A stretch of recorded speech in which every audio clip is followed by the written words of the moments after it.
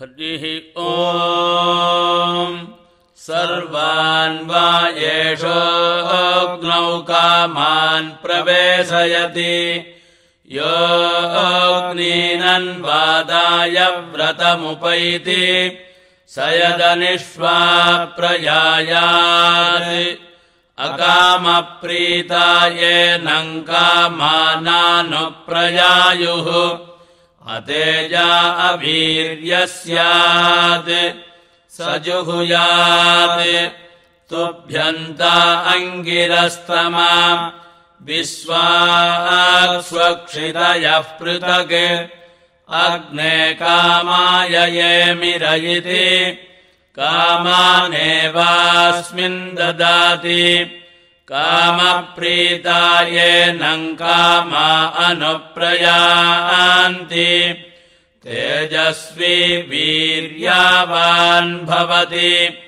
सन्ततिर्वा एषा यज्ञस्य योऽग्नीनन्वादाय व्रतमुपैति स यदुद्वायति विच्छित्तिरेवास्य सा तम्ब्राञ्चमुद्धृत्य मनसोपतिष्ठेत मनो वै प्रजापतिः प्राजापत्यो यज्ञः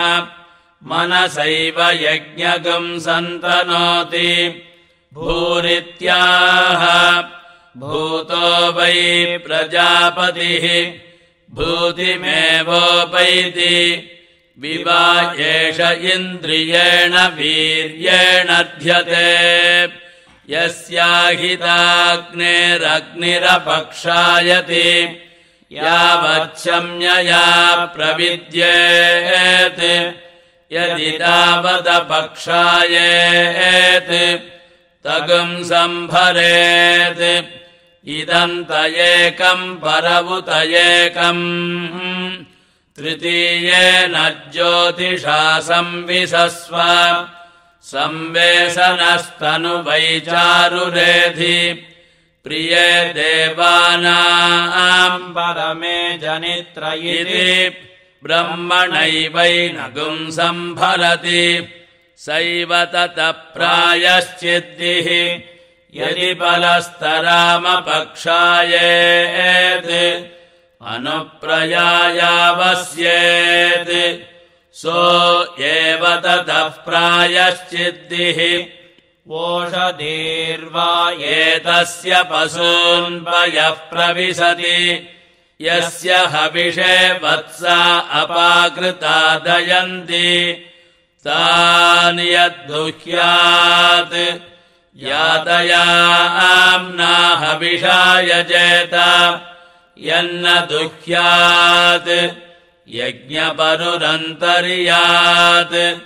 वायव्यान्यभागोन्निर्वपेत् वायुर्वै पयसः प्रदापयिता स एवास्मै पयः प्रदापयति पयो वा ओषधयः पयः पयः पयसैवास्मै पयो वरुन्धे अथोत्तरस्मै हविषे वत्सा नपाकुर्यात् सैव ततः प्रायश्चिद्दिः अन्यतरान् वा एष देवान् भागधेयेन व्यर्थयति ये यजमानस्य सायं गृहमागच्छन्ति यस्य सायं दुग्धगं हविरार्तिमार्चति इन्द्राय व्रीहिर्निरुप्योपवसेत् पयो वा ओषधयः पय एवारभ्य गृहीत्वोपवसति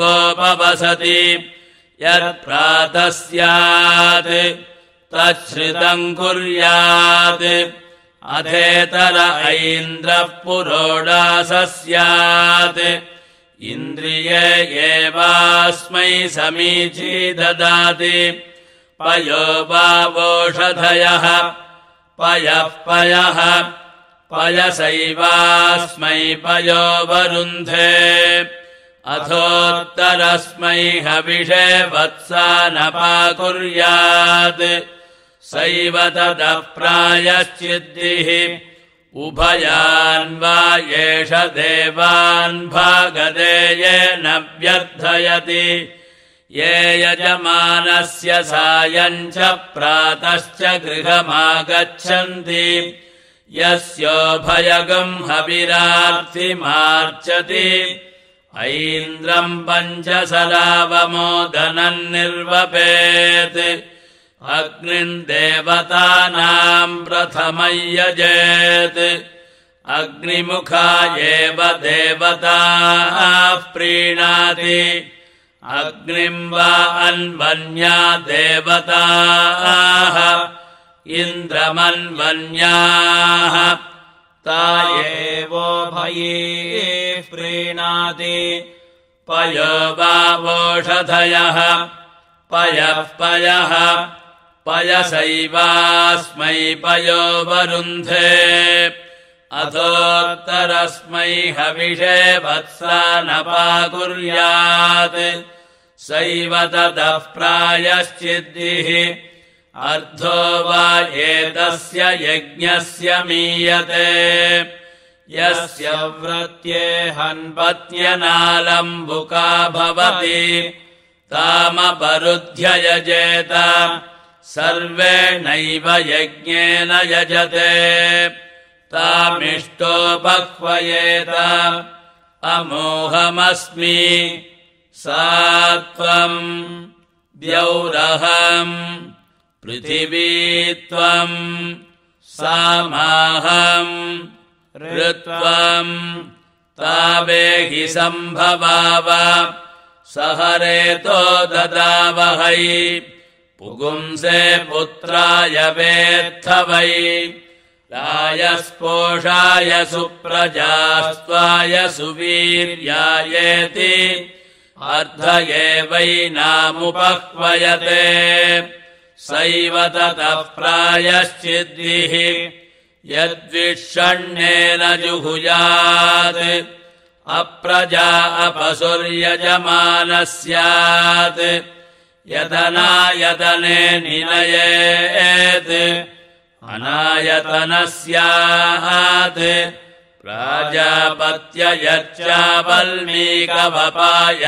प्राजापत्ययच्चावल्मीकवपायामवनयेत् प्राजापत्यो वै वल्मीकः यज्ञः प्रजापतिः प्रजापदादेव यज्ञम् प्रतिष्ठापयति भूरित्याह भूतो वै प्रजापतिः भूतिमेवोपैति तत्कृत्वा अन्यान् दुग्ध्वा पुनर्होतव्यम् सैव ततः प्रायश्चिद्दिः यत्कीटावपन्नेन जुहुयात् अप्रजा अपसुर्यजमानः स्यात् यदनायतने निनयेत् अनायतनः स्यात् मध्यमेन पर्णेन द्यावा पृथिव्ययश्चान्तः परिधि निनयेत् द्यावा पृथिव्योरेवैनत्प्रतिष्ठापयति तत्कृत्वा अन्यान् दुग्ध्वा पुनर्होतव्यम् सैव ततः प्रायश्चिद्दिः यदववृष्टेन जुहुयात् अपरूपमस्यात्मञ्जायेत किलासो वा स्यादर्शसो वा यत्प्रत्ययाग् यज्ञम् विच्छिन्द्यात् स जुहुयात् मित्रो जनान् कल्पयति प्रजानन् मित्रो दादार पृथिवीमुदद्याम् मित्रकृष्टीरनिमिषाभिचष्टे सत्याय हव्यम् कृतवद्युहोतेति मित्रेणैवैनः कल्पयति तत्कृत्वा अन्यान् दुग्ध्वा पुनर्होतव्यम् सैव ततः प्रायश्चिद्दिः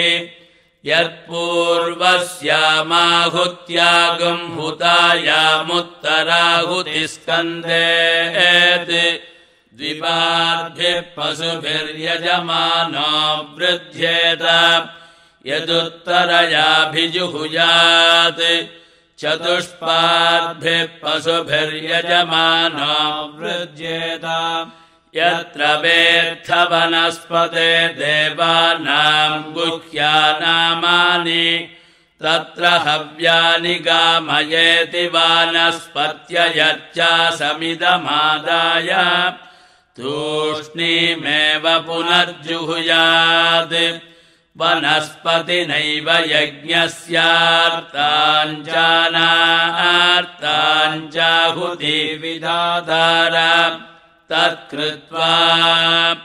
अन्यान् दुग्ध्वा पुनर्होतव्यम् सैव ततः प्रायश्चिद्दिः यत्पुरा प्रयाजेभ्यः प्राणङ्गारस्कन्देत् अध्वर्यवे च यजमानाय चागग् स्यात् यद्दक्षिणा ब्रह्मणे च यजमानाय चागग् स्यात् यत्प्रत्यग् होत्रे च पत्न्यै च यजमानाय चागग् स्यात् यदुदङ् अग्नीदे च पशुभ्यश्च यजमानाय चागग् स्यात् यदभिजुहुयात् रुद्रोऽस्य पशून्घातुकः स्यात् यन्नाभिजुहुयात् असान्तः प्रक्रियेत शिवस्य पुत्रेणाभिनिदद्यात् मातमो मा यज्ञस्तमन्मा यजमानस्तमत् नमस्ते अस्त्वायते नमो रुद्रपरायते नमो यत्र निषीदसि अमुं माहि गुंसीरमुं माहि गुंसीरिति येन स्कन्देत् तं प्रहरेत् सहस्रशृङ्गो वृषभो जातवेदाः सोमपृष्टो घृतवान् सुप्रतीकः मानो हासीन्मेच्चितो नेत्वा जगाम गोपोषन्नो वीरपोषम् च यच्चेति ब्रह्मणैवैनम् प्रहरति सैव ततः प्रायश्चिद्दिः विवायेष इन्द्रियेण वीर्येण ध्यते यस्याहिताग्नेरग्निर्मत्स्यमानो न जायते यत्रान्यम् पश्येत् तत आहृत्य होतव्यम् अग्नावेवास्याग्निहोत्रगम् हुतम् भवति यद्यन्यन्न भिन्देत् अजायागम् होतव्यम् आग्नेयीवा एषा यदजा अग्नावेवास्याग्निहोत्रगम् हुतम् भवति अजस्य तु नास्नीयात् यदजस्यास्नीयात् यामेवाग्नावाहुतिम् जुहुयात् तामध्यात् तस्मादजस्य नास्यम् यद्यजान्न विन्देत् ब्राह्मणस्य दक्षिणे हस्ते होतव्यम् एष वा अग्निर्वैश्वानरः यद्ब्राह्मणः अग्नावेवास्याग्निहोत्रगम् हुतम् भवति ब्राह्मणम् तु वसत्यैनापरुन्ध्यात् यद्ब्राह्मणम् वसत्या अपरुन्ध्यात् यस्मिन्नेवाग्नावाहुतिम् जुहुयात् तम् भागधेयेन व्यर्थयेत् तस्माद्ब्राह्मणो वसत्यैनापरुध्यः यदि ब्राह्मणम् न विन्देत् दर्भस्तम्भे होतव्यम् अग्निवान् वै दर्भस्तम्भः अग्नावेवास्याग्निहोत्रगम् हुतम् भवति दर्भागस्तु नाध्यासीद यद्दर्भा नध्यासीद यामेवाग्नावाहुतिम् जुहुयात् तामध्यासीद तस्माद्दर्भानाध्यासितव्याः यदि दर्भान्न विन्देत् अप्सु होतव्यम् आपो वै सर्वा देवताः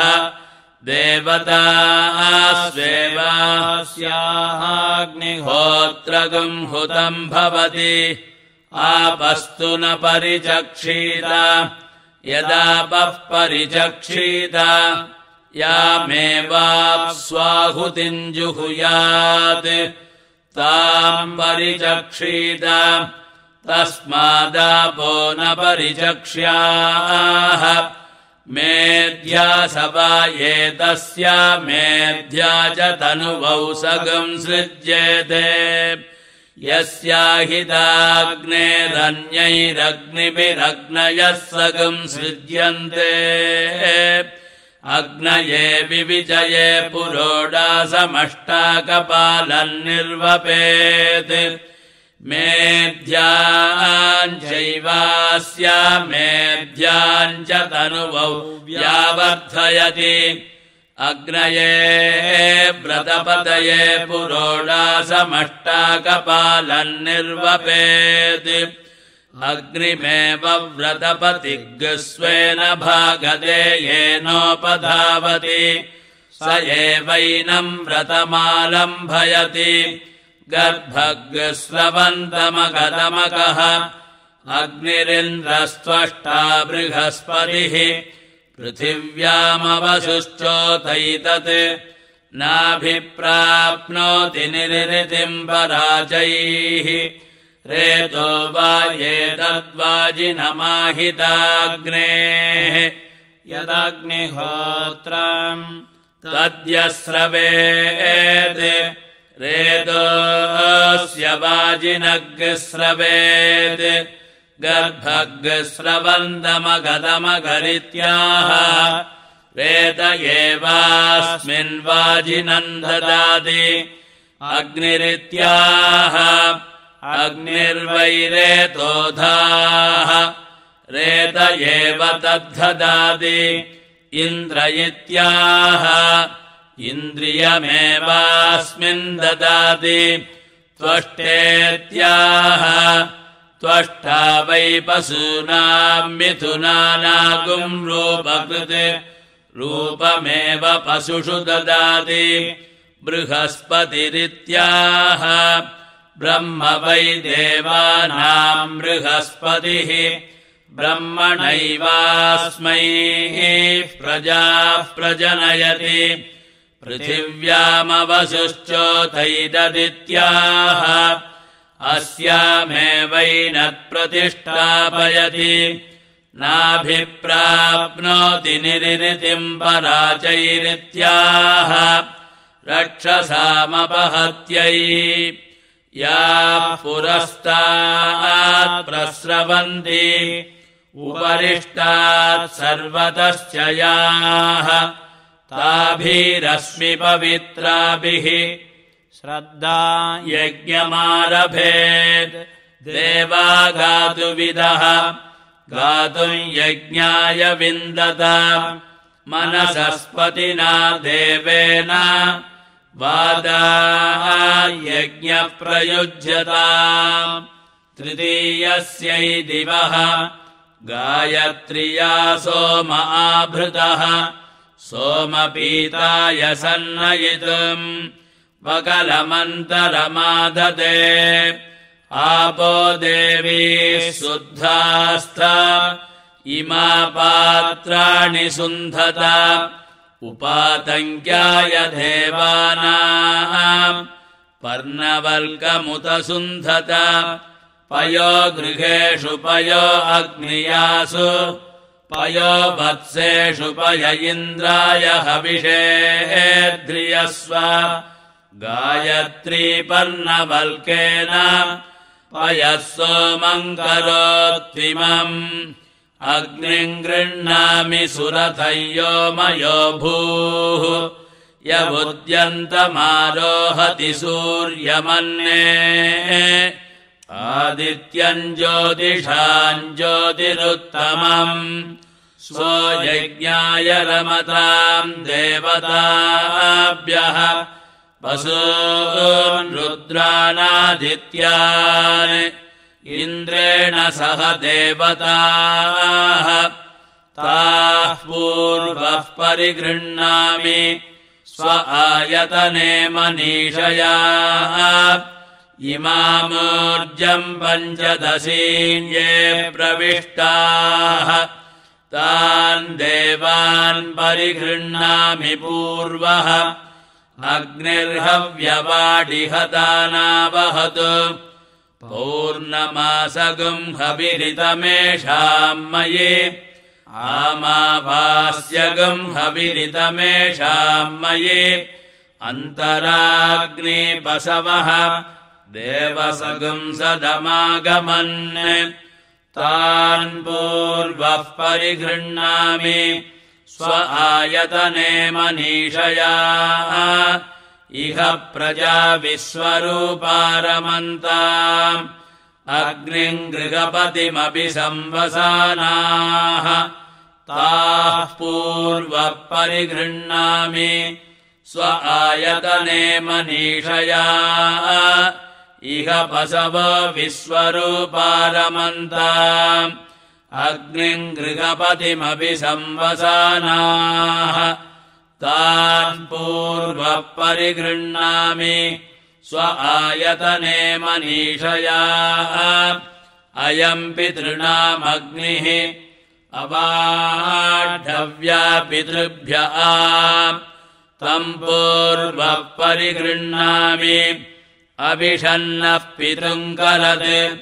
अजस्रन्त्वागुंसभापालाः विजयभागगुम् समिन्धताम् अग्ने दीताय मे सभ्या विजित्यै सददः सदम् अन्नमावसदीयम् अविहराणि सददः सदम् आवसदे श्रियम् मन्त्रम् अहिर्बुध्नियो नियच्छतु इदमहमग्निज्येष्ठेभ्यः वसुभ्यो यज्ञम् प्रब्रवीमि इदमहमिन्द्रज्येष्ठेभ्यः रुद्रेभ्यो यज्ञम् प्रब्रवीमि इदमहम् वरुणज्येष्ठेभ्यः आदित्येभ्यो यज्ञम् प्रब्रवीमि पयस्वतीरोषधयः पयस्वद्वीरुधाम् पयः अपाम् पयसो यत्पयः तेन मामिन्द्रसगम् सृजा अग्ने व्रतपते व्रतम् चरिष्यामि तत्सगेयम् तन्मे राध्यताम् वायोः व्रतपत आदित्यव्रतपते व्रतानाम् व्रतपते व्रतम् चरिष्यामि तत्सगेयम् तन्मे राध्यताम् इमाम् प्राचीमुदीचीम् इषमोर्जमभिषग्स्कृताम् बहुपर्णामशुष्काग्राम् हरामि पशुपामहम् यत्कृष्णो रूपम् कृत्वा प्राविशस्त्वम् वनस्पतीन्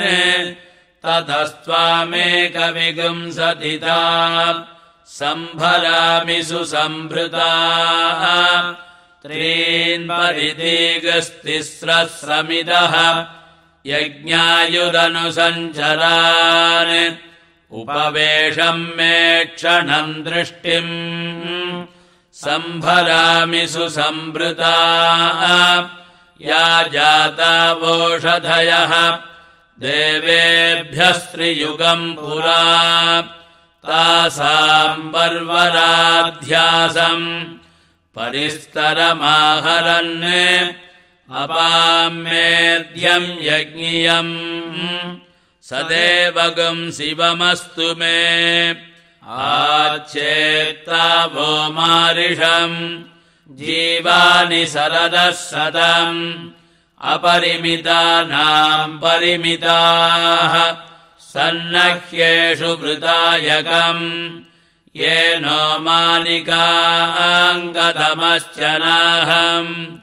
पुनरुक्ताय बहुला भवन्तु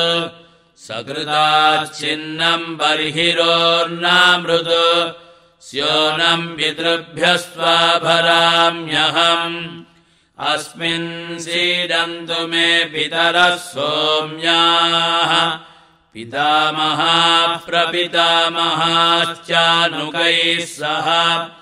त्रिवृत्पलासे दर्भः यान्प्रादेशसंविदः यज्ञे पवित्रम् पोतृतमम् पयोहव्यम् करोतु मे इमौ प्राणापानौ यज्ञस्याङ्गानि सर्वशः आप्याययन्तौ सञ्चरताम् पवित्रे हव्यशोधने पवित्रे स्तो वैष्णवी वायुर्वाम् मनसा पुनातु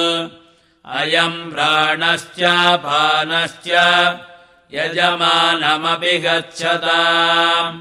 यज्ञे ह्यभूताम् पोतारौ पवित्रे हव्यशोधने त्वया वेदिम् विविदुः पृथिवीम् त्वया यज्ञो जायते विश्वदानिः अच्छिद्रम् यज्ञमन्वेषि विद्वान् त्वया होता सन्तनोत्यर्थमासान् त्रयस्त्रिगुंसोऽसि तन्तूनाम् पवित्रेण सहागहि शिवेयगुम् रज्जुरभिदानी अग्नियामुपसेवताम् अप्रस्रगुंसाय यज्ञस्य उखे उपददाम्यहम् पशुभिः सन्नीतम् विवृताम् इन्द्राय श्रुतम् ददि उपवेशोऽसि यज्ञाय त्वाम् परिवेशमधारयन् इन्द्राय हविः कृण्वन्तः शिवः सग्मो भवासिनः अमृण्मयम् देवपात्रम् यज्ञस्यायुषि प्रयुज्यताम् तिरः पवित्रमतिनीताः आपो धारयमादिगुः देवेन सवित्रोः पूताः वसोः सूर्यस्य रश्मिभिः गान्धोः पवित्रेरर्जुम् सर्वापात्राणि शुन्धता एताचरन्ति मधुमद्दुहानाः प्रजापतिर्यशसो विश्वरूपाः बह्वीर्भवन्तीरुपजायमानाः इह व इन्द्रो रमयतु गावः पूषास्त अयक्ष्मावः प्रजया सगम् सृजामि रायस्पोषेण बहुला भवन्तीः ऊर्जम् वयः पिन्वमाना घृतम् च जीवो जीवन्तीरुपवस्य देयम् योश्चेमम् यज्ञम् पृथिवी च सन्दुहाता दाता सोमेन सह वातेन वायुः यजमानाय द्रविणम् ददातु उत्सन्दुहन्ति कलशम् चतुर्भिरम् इडाम् देवीम् मधुमतीगम् सुवर्विदम् तदिन्द्राग्ने जिन्वतकम् सूनृतावत् तद्यजमानममृतत्वे ददातु कामदुक्ष्वप्रणोद्ब्रूहि इन्द्राय हविरिन्द्रियम् अमान्यस्यान् देवानाम् मनुष्याणाम् पयोहितम् बहुदुग्धीन्द्राय देवेभ्यः हव्यमाप्यायताम् पुनः वत्सेभ्यो मनुष्येभ्यः पुनर्दोहाय कल्पताम् यज्ञस्य सन्ततिरसि यज्ञस्य त्वा सन्ततिमनुसन्तनोमि अधस्तमसि विष्णवे त्वा यज्ञायापि ददाम्यहम् अद्भिररिक्त्रेण पात्रेण याः पूताः परिसेरते अयम् पयः सोमम् कृत्वा स्वायोनिमपि गच्छतु पर्णवल्कः पवित्रम् सौम्यः सोमाग्निनिर्मितः इमौ पर्णम् च दर्भम् च देवानागम् हव्यसोधनौ प्रातर्वेषाय गोपाय विष्णो हव्यगुम् विरक्षसि उभावग्नि उपसृणते देवता उपवसन्तु मे अहम् ग्राम्यानुपवसामि मह्यम् गोपतये पशून् देवादेवेषु पराक्रमध्वम् प्रथमा द्वितीयेषु द्वितीयास्तृतीयेषु त्र्येकादशा इहमावत इदगुम् सकेयम् यदिदम् करोमि आत्मा करोत्वात्मने इदम् करिष्ये भेषजम् इदम् मे विश्वभेषजा अश्विना प्रावतम् युवम् इदमहगुम् सेनाय अभीत्वर्यै मुखमपोहामि सूर्यज्योतिर्विभाहि महत इन्द्रियाय आप्यायताम् हृदयोनिः अग्निर्हव्यानुमन्यताम् क्षमम् गत्वशमन्श्वा सुरूपम् त्वा पशुविदम् पशूनाम् तेजसा अग्नये जुष्टमभिकारयामि स्योनन्ते सदनम् करोमि घृतस्य धारया सुसेवम् कल्पयामि तस्मिन् सीतामृते प्रतितिष्ठ व्रीहीणाम् मेधसुमनस्य मानः आर्द्रप्रतस्नुर्भुवनस्य गोपाः श्रुतौष्णादिजनितामतीनाम् यस्त आत्मा पशुषु प्रविष्टः देवानाम् विष्टामनियो विधस्ते आत्मन्वान् सोमघृतवान् हि भूत्वा देवान् गच्छ सुवर्विन्द यजमानाय मह्यम् इराभूतिः पृथिव्यैरसोमोऽक्रमीत् देवाः पितरः पितरो देवाः योऽहमस्मि ससर्यजे यस्यास्मिनतमन्तरेमि स्वम् महिष्टग्स्वम् स्वम् भूर्तग्स्वग्स्रान्तम् स्वगम् हुतम् तस्य मेऽग्निरुपद्रष्टा वायुरुपस्रोता आदित्यो न ह्याता द्यौः पिता पृथिवी माता प्रजापतिर्बन्धुः य एवास्मि ससर्यजे माभेर्मा संवित्ता मा त्वाहि गुंसिषम् मा ते तेजोपक्रमीत् भरतमुद्धरे मनुषीम् च अवदानानि ते प्रत्यवदास्यामि नमस्ते अस्तु मामाहि गुंसीः यदवदानानि ते वध्यन् किलोमाकारिषमात्मनः आज्येन प्रत्यनज्मेनत् दत्त आप्यायताम् पुनः अद्यायो यवमात्राद् आव्यादात्कृत्यतामिदम् मालोरुपामयज्ञस्य शुद्धग्स्विष्टमिदगम् हविः मनुना दृष्टाम् घृतपदीम् मित्रावरुणसमीरिताम् दक्षिणार्धादसंविन्दन् अवध्याम् मे कतो मुखाम् इडे भागम् जुषस्वनः जिन्वगार्जिन्वार्वतः तस्यास्ते भक्षिवाणस्याम सर्वात्मानः सर्वगणाः व्रत्नपिन्वस्व ददतो मे माक्षाहि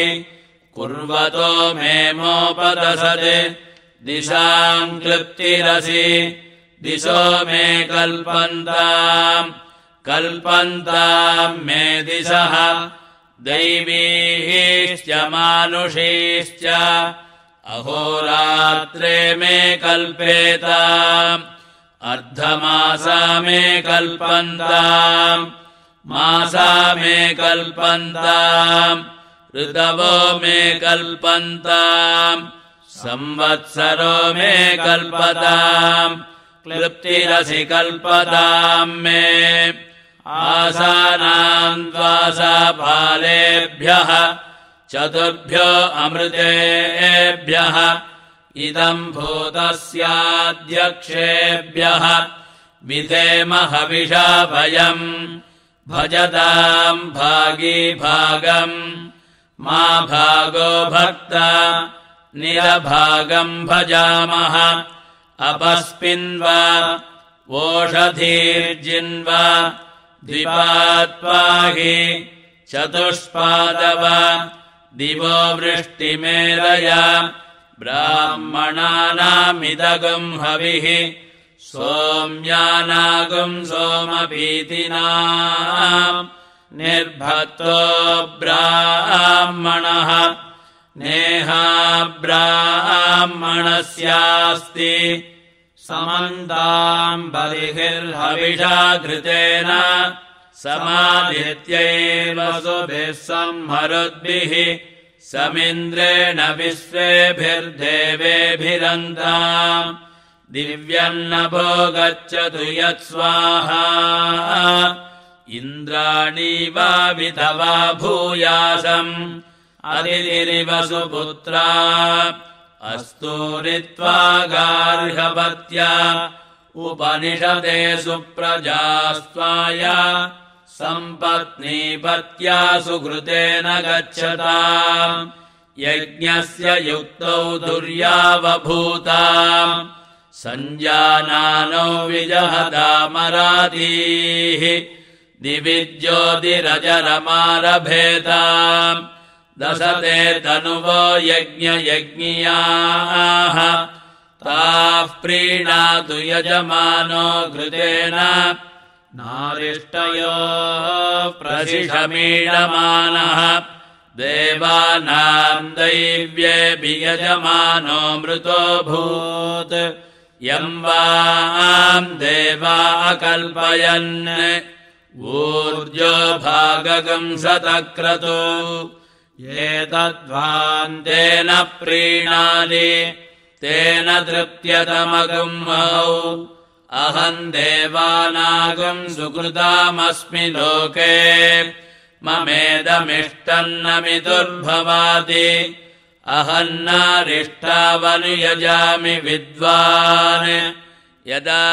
आभ्यामिन्द्रो अददाद्भागदेयम् अदारसृग्भवत देव सोम अस्मिन् यज्ञे मरुतो मृडतानः मानो विददभिभामो असस्तिः मानो विदद्वृजनाद्वेष्याय ऋषभम् वाजिनम् वयम् पूर्णमासंयजामहे स नो दोहतागुम् सुवीर्यम् रायस्पोषगम् सहस्रिणम् प्राणाय सुराधसे पूर्णमासाय स्वाहा अमावास्या सुभगा सुसेवा धेनुरिव भूय आप्यायमाना सा नो दोहतागम् सुवीर्यम् रायस्पोषगम् सहस्रिणम् अपानाय सुराधसे अमावास्यायै स्वाहा अभिसृणीहि परिदेहि वेदिम् जामिम् माहि गुंसीरमुयासयाना गोदृशदना हरिदाः सुवर्णाः निष्कायिमे यजमानस्य भ्रत्ने परिसृणीत परिधत्ताग्निम् परिहितोऽग्निर्यजमानम् भुनक्तु अपागम् रसवोषधीनागम् सुवर्णः निष्कायिमे यजमानस्य सन्दुका मधुकाः अमुद्रामुष्मिन् लोके भूपते भुवनपते महतो भूतस्य पते ब्रह्माणम् त्वा वृणीमहे अहम् भूपतिरहम् भुवनपतिः अहम् महतो भूतस्य पतिः देवेन सवित्रा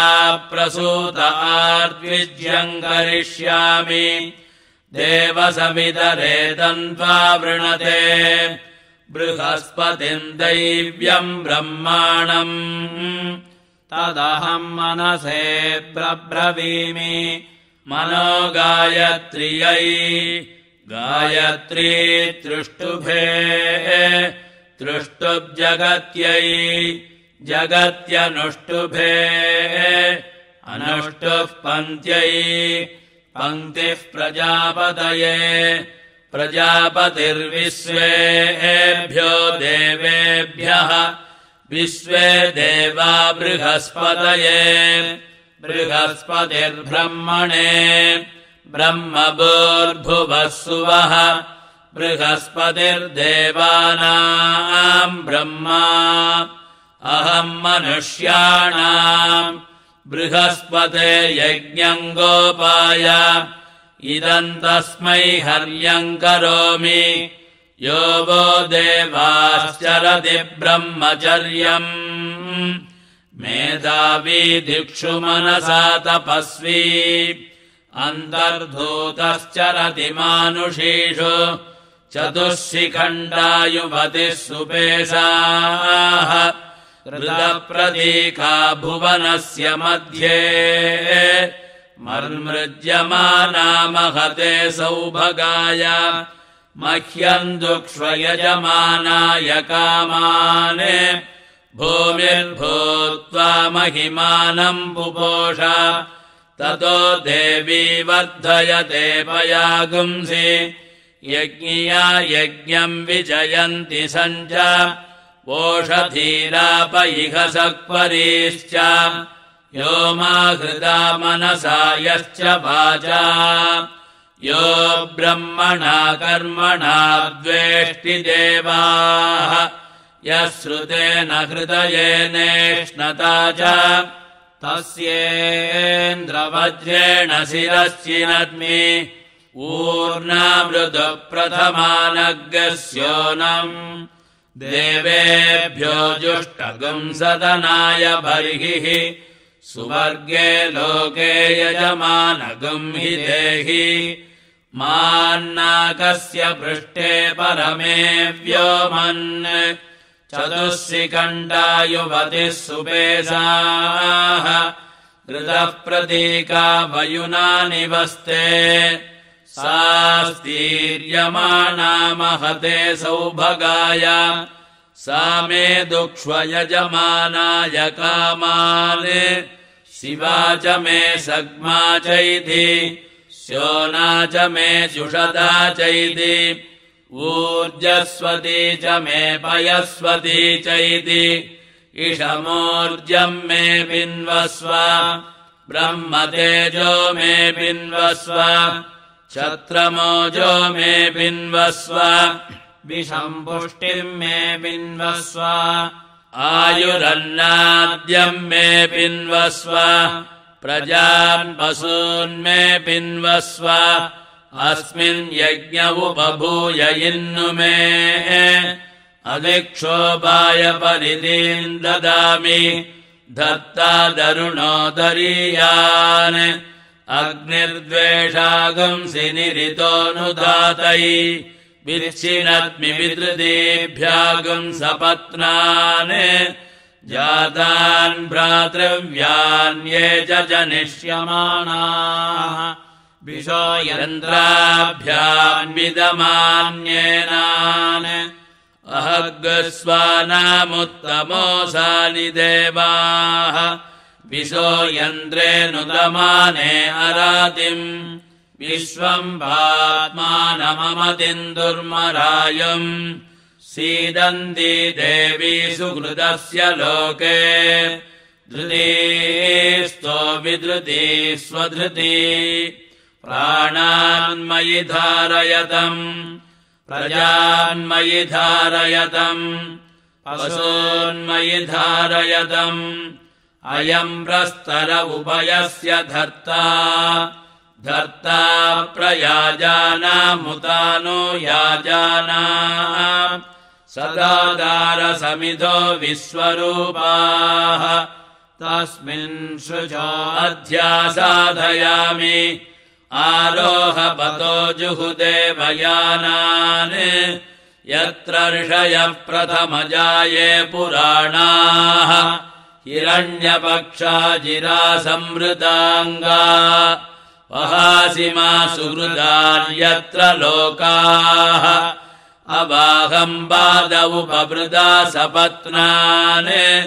जातान् भ्रातृव्यान् ये च जनिष्यमाणाः दोहै यज्ञगम् सुदुगामिव धेनम् अहमुत्तरो भूयासम् अदरे मत्सपत्नाः यो मा वाचा मनसा दुर्मरायुः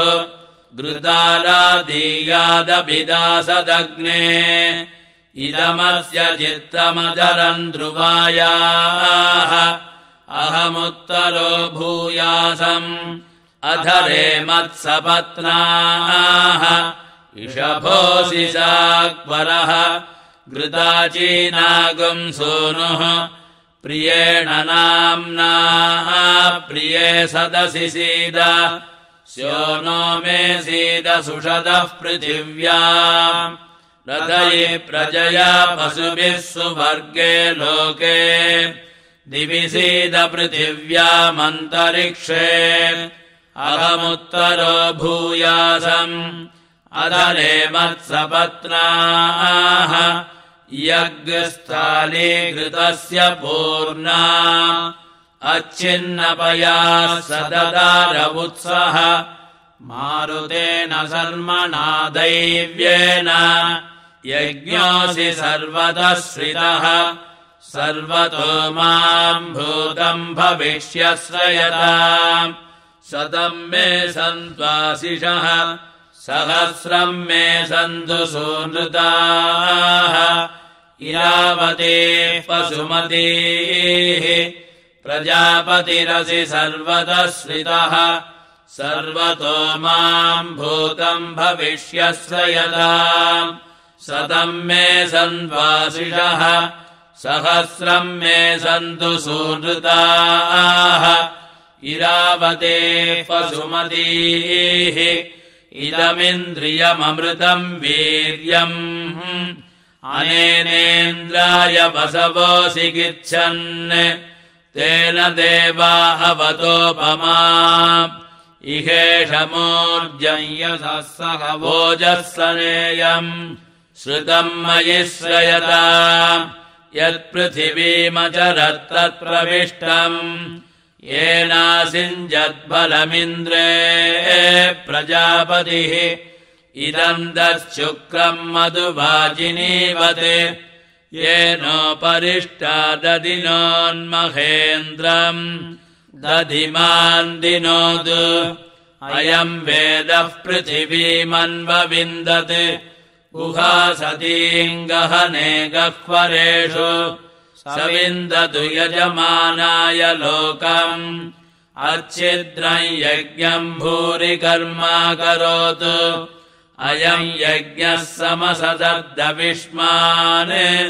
ऋचासाम्ना यजुषा देवताभिः तेन लोकान् सूर्यवतो जयेम इन्द्रस्य शक्यममृतत्वमस्याम् यो नः कनीय इह कामयातै अस्मिन् यज्ञे यजमानाय मह्यम् अपतमिन्द्राग्नि भुवनान्नुदेत अहम् प्रजाम् वीरवतीम् विधेय अग्ने वाजजित् वाजन्वासरिष्यन्तम् वाजम् जेष्यन्तम् वाजिनम् वाजजितम् वाजजित्यायै सम्मार्ज्मि